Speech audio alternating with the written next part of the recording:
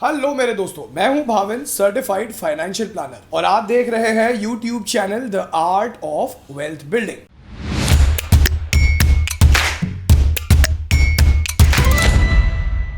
दोस्तों, as a NRI, हर NRI के मन में एक कंफ्यूजन होता है कि हम इंडिया में स्टॉक मार्केट में इन्वेस्ट कैसे करें। अब दोस्तों, मैं कोशिश करूंगा कि मैं एंड टू एंड आपको बहुत ही सिंपल तरीके से समझाऊं कि एज अ एनआरआई आपको इंडिया के स्टॉक मार्केट में इन्वेस्ट करने के लिए क्या करना होगा। लेकिन फिर भी अगर आपको लगता है कि आपके कुछ क्वेश्चंस जो मैं आंसर नहीं कर पाया, तो आप मुझे कमेंट करके पूछ सकते हो। मैं कोशिश करूंगा उन कमेंट्स में आपके क्वेश्चन को आंसर करने की। तो दोस्तों, चलिए समझते हैं आज बिल्कुल आसान शब्दों में कि एज अ एनआरआई आप इंडियन स्टॉक मार्केट में इन्वेस्ट कैसे कर सकते हो। तो दोस्तों, अब होता यह है कि अगर आप किसी बैंक में चले जाओ तो बैंक वाले आपके साथ कोई ऐसे टर्म्स यूज करेंगे कि आपके पास एनआरई या एनआरओ अकाउंट होना चाहिए, आपके पास आपका ट्रेडिंग अकाउंट होना चाहिए, डीमैट अकाउंट होना चाहिए। अब एनआरई और एनआरओ अकाउंट में भी पीआईएस, पोर्टफोलियो इन्वेस्टमेंट स्कीम, होना चाहिए अगर आपको डायरेक्टली स्टॉक्स खरीदने हैं। तो एज अ कॉमन मैन आप बहुत ज्यादा कंफ्यूज हो जाते हो और आपको लगता है अरे बाप रे, ये कितना बड़ा प्रोसेस है। लेकिन डोंट वरी, अगर आप एक बार ये लॉजिक समझ गए ना कि इन टर्म्स के पीछे लॉजिक क्या है, तो आपको ये बिल्कुल आसानी से समझ में आने लगेगा। तो चलिए सबसे पहले समझते हैं कि एक एनआरआई इंडियन स्टॉक मार्केट में इन्वेस्ट करना क्यों चाहेगा। सबसे पहला रीजन तो ये है बहुत ही बेहतरीन returns, like Indian stock markets are giving really decent returns. Secondly, अगर आप एक इंडियन ओरिजिन है, अगर आप एक एनआरआई है जो आउट ऑफ इंडिया अपनी फैमिली से दूर कहीं काम कर रहे हैं, तो आपका भी एक गोल होता है कि हम अगले कुछ सालों में रिटायरमेंट ले ले, फाइनेंशियल फ्रीडम हासिल करें। और इस फ्रीडम को हासिल करने के लिए सही फाइनेंशियल प्लानिंग के जरिए हम जो है एक अच्छा खासा कॉर्पस इंडिया में इकट्ठा करें स्टॉक्स में निवेश करके। उसके अलावा भी कई सारे अच्छे अच्छे रीजंस हैं इंडिया के स्टॉक मार्केट में आज के डेट में निवेश करने के, राइट। तो ये कुछ रीजंस है कि एक एनआरआई चाहेगा कि वो अपने हार्ड अर्न मनी जो है इंडियन स्टॉक मार्केट में इन्वेस्ट कर ले। अब देखिए दोस्तों, एज अ एनआरआई मैंने अपने पिछले भी एक वीडियो में ये इन्फॉर्मेशन शेयर की है। आपके पास नॉर्मल सेविंग अकाउंट से अगर आप इन्वेस्ट कर रहे हो तो वो फेमा रूल्स के अनुसार अलाउड नहीं है।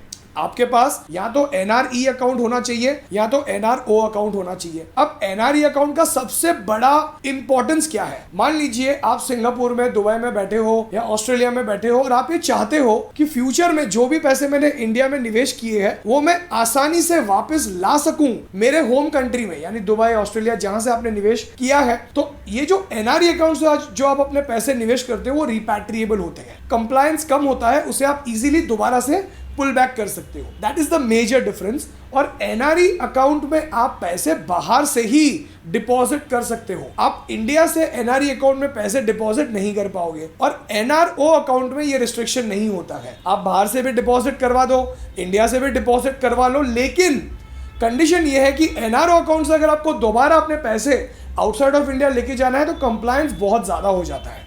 तो ये आपको डिफरेंस समझ में आ गया। अब मान लो आप बैंक में चले गए, आपने कहा कि हमें इंडिया के स्टॉक मार्केट में जो है निवेश करना है, तो आपका बैंकर आपको कहेगा कि सर अगर आप एनआरई अकाउंट यूज करना चाहते हो तो आपको पीआईएस परमिशन लेनी होगी।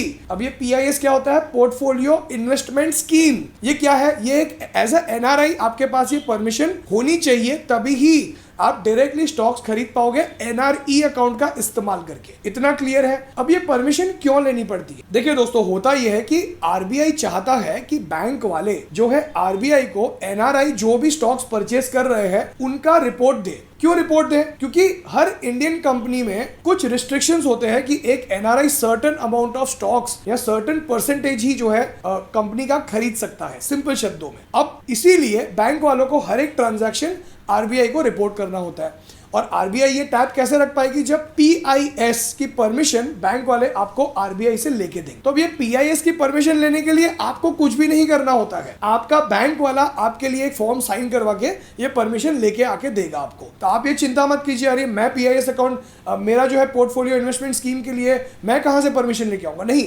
आपको कुछ भी नहीं करना है। आपका बैंक वाला ही आपको एनआरई एनआरओ अकाउंट ओपन करने में हेल्प करेगा और जो आपकी बैंक है वही आपको साथ में ट्रेडिंग अकाउंट और डीमैट अकाउंट भी जो है ओपन करवा के दे सकती है। तो इतना आपको अभी क्लियर हो गया। तो आइए अब हम समझते हैं जो कॉमन क्वेश्चन है कि क्या हमें अगर एनआरओ अकाउंट से इन्वेस्टमेंट करना है। देखो, अभी तक हमने बात की एनआरई अकाउंट से, रिपैट्रिएबल, जो आपको पैसा वापस लेके जाना है। लेकिन अगर आपका क्वेश्चन है कि क्या हमें इंडियन स्टॉक मार्केट में इन्वेस्ट करना है, क्या हमें एनआरओ अकाउंट से अगर करना है तो क्या फिर भी हमें पीआईएस परमिशन की जरूरत पड़ेगी? देखिए दोस्तों, आज से कुछ सालों तक ये पीआईएस परमिशन जरूरी थी अगर आप एनआरई अकाउंट से करो या एनआरओ अकाउंट से करो, लेकिन as per the new circular अगर आप एनआरओ अकाउंट से स्टॉक्स में इन्वेस्ट करते हो तो पीआईएस परमिशन जरूरी नहीं है। आप नॉन पीआईएस अकाउंट भी अपना लिंक कर सकते हो, एनआरओ नॉन पीआईएस अकाउंट अपने किसी भी ब्रोकर के साथ, और आप स्टॉक्स खरीद सकते हो। तो ये भी क्लियर हो गया आपको कि अगर आप एनआरओ अकाउंट से कर रहे हो तो पीआईएस परमिशन की जरूरत नहीं है। तीसरा कॉमन क्वेश्चन जो मुझे अक्सर लोग पूछते हैं कि भाविन हमें म्यूचुअल फंड्स में इन्वेस्ट करना है तो क्या हमें पीआईएस अकाउंट चाहिए होगा? तो इसका सिंपल आंसर है नहीं। इंडिया के म्यूचुअल फंड्स में इन्वेस्ट करने के लिए आपको पीआईएस अकाउंट की जरूरत नहीं है। तो अब ऐसा एनआरआई आपके ऊपर क्या रिस्ट्रिक्शंस लग सकते हैं जब आप इंडियन स्टॉक मार्केट में इन्वेस्ट करते हो? तब सबसे पहला रिस्ट्रिक्शन, आप इंट्राडे ट्रेडिंग नहीं कर सकते हो। जैसे as a resident Indian can trade in stocks, but as a NRI you can not trade. आपको खरीदने होंगे स्टॉक्स, और जिस दिन आप स्टॉक्स खरीद रहे हो उस दिन आपके अकाउंट में पूरे अमाउंट के पैसे, पूरे स्टॉक्स के पैसे होने चाहिए। So you can trade, you can not short cell. Short cell से मेरा क्या मतलब है? पहले आपने स्टॉक्स बेचे फिर आपने खरीदे। That is a simple way to explain the short selling of the stocks. You can do that as a NRI. Thirdly, आप आईपीओ के लिए अप्लाई नहीं कर सकते हो, और अगर आपने कोई स्टॉक्स आईपीओ के जरिए अक्वायर किए भी है पहले, तो वो आप एनआरई पीआईएस अकाउंट से नहीं बेच सकते हो। This is the third restriction. The fourth common restriction is कि अगर आप एनआरई पीआईएस अकाउंट से अगर आप इन्वेस्ट करते हो तो आप डेरिवेटिव्स में डील नहीं कर सकते हो।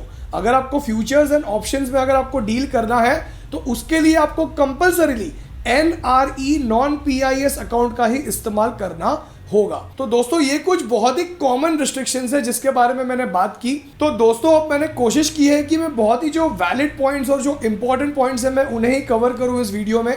लेकिन अगेन, अगर आपके कुछ क्वेश्चंस हैं तो आप मुझे कमेंट करके पूछ लीजिएगा, मैं पूरी कोशिश करूंगा उन क्वेश्चंस को आंसर करने की। इसके अलावा एज अ एनआरआई अगर आप चाहते हो कि आप अपना पर्सनल फाइनेंशियल प्लानिंग करके ये समझो कि फ्यूचर में रिटायरमेंट के लिए आपको कितने पैसे चाहिए होंगे, क्योंकि आपकी इनकम तो रुक जाएगी एक समय के बाद, या एज अ एनआरआई आप चाहते हो कि आप जल्दी रिटायर हो जाओ, आप इंडिया आ जाओ, तो आपके पास कितने पैसे होने चाहिए। उसके अलावा आप कुछ एसेट्स खरीदना चाहते हो, जैसे आपको घर खरीदने की प्लानिंग करनी है, मे बी आपको अपने बच्चों की हायर एजुकेशन की प्लानिंग करनी है, या मे बी आप चाहते हो कि आप हर साल एक अच्छी वेकेशन के लिए जाओ, तो आपको ये पूरी की पूरी फाइनेंशियल प्लानिंग कैसे करनी होगी, ये सारी चीज़ें अगर आप समझना चाहते हो तो आप मुझे व्हाट्सएप कर सकते हो ऊपर आपकी स्क्रीन पर आए हुए नंबर पर। आप हमारी वेबसाइट theartofwealthbuilding.com पर भी विजिट कर सकते हो। उसके अलावा अगर आप चाहो तो आप हमें हमारे इंस्टाग्राम हैंडल पर the Art of Wealth building search करके भी फॉलो कर सकते हो।